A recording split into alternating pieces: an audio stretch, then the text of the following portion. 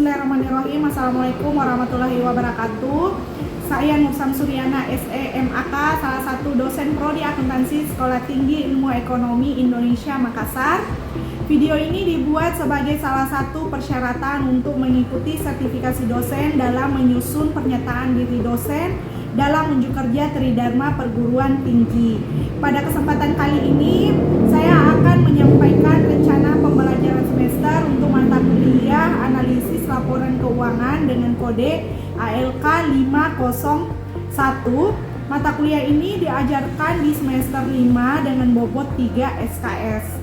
Mata kuliah ini memberi pemahaman mengenai analisis bisnis, bentuk-bentuk laporan keuangan, menganalisis perbandingan laporan keuangan, menganalisis rasio manufaktur dan perbankan, menganalisis sumber dan penggunaan modal kerja, menganalisis sumber dan penggunaan kas, menganalisis break-even point, menganalisis perubahan laba kotor, dan menganalisis kredit.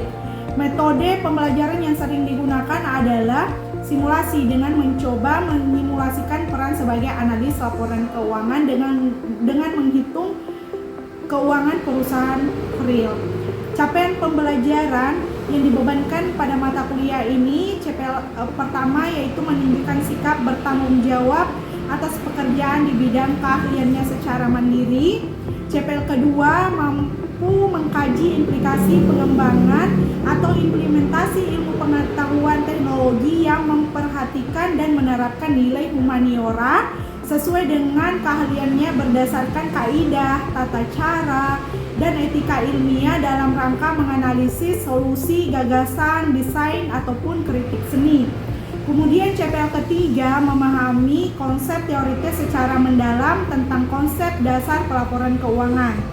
CPL keempat memahami konsep teoritis secara mendalam tentang kebutuhan informasi untuk pengambilan keputusan. Adapun CPMK mata kuliah, CPMK pertama mahasiswa mampu mempraktikkan penggunaan aplikasi komputer untuk menghitung laporan keuangan. CPMK kedua mahasiswa mampu mengerjakan perhitungan rasio-rasio keuangan dengan benar. CPMK ketiga mahasiswa mampu menganalisis laporan keuangan untuk mengambil keputusan strategi dengan benar. Kemudian CPMK keempat mahasiswa mampu menunjukkan karakter bertanggung jawab dan jujur dalam menganalisis laporan keuangan. Referensi yang digunakan dalam mata kuliah analisis laporan keuangan ini itu dari berbagai buku referensi, salah satu diantaranya yaitu buku dari Berjevin Peter M tahun 2022 dengan judul Financial Statement Analysis. Kemudian di dalam RPS analisis laporan keuangan ini akan ada 16 kali pertemuan, di mana pertemuan pertama sampai dengan pertemuan ke-7 pembahasan materi, kemudian pertemuan ke-8 ujian tengah semester, dan pertemuan ke-9 sampai dengan pertemuan ke-15 akan dilanjutkan lagi dengan pembahasan materi. Nah, untuk proses pembelajarannya dilakukan dengan blended learning, di mana 20% daring dan 20% daring dan 80% luring. Nah, kemudian metode pembelajaran yang saya terapkan yaitu ada ceramah interaktif, kemudian studi kasus, diskusi kelompok, presentasi mahasiswa, dan project based learning. Nah, selanjutnya saya akan menampilkan video proses pembelajaran pada salah satu pertemuan pada mata kuliah yang saya bawakan. Selanjutnya teman-teman bisa lihat di mana video ini disampaikan di dalam kelas secara luring kepada mahasiswa. Selamat menyaksikan. Sekarang kita masuk ke keterbatasan laporan keuangan. Nah, jadi ada beberapa poin yang menjadi keterbatasan dari laporan keuangan. Yang pertama yaitu laporan keuangan dibuat dalam kurun waktu tertentu. Kemudian laporan keuangan ditunjukkan dengan angka dan dalam satuan uang. Selanjutnya adanya pengaruh daya beli uang yang berubah. Dan yang terakhir yaitu laporan keuangan dinyatakan dalam